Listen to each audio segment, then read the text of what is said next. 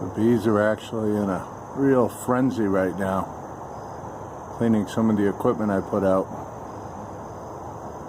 I spread the supers out throughout the yard so they don't promote robbing in the rest of the hives. I don't know if you can see it, but this whole yard is just bees flying everywhere.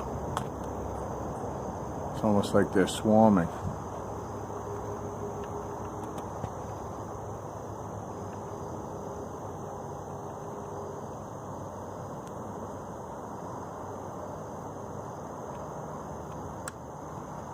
Only a couple of the hives that are really active here.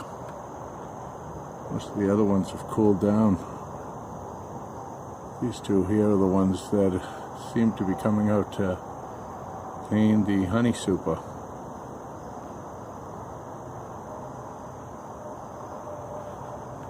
Just trying to get them off to a good start for next year. I'm going to concentrate on making queen bees and making some nuke boxes next year.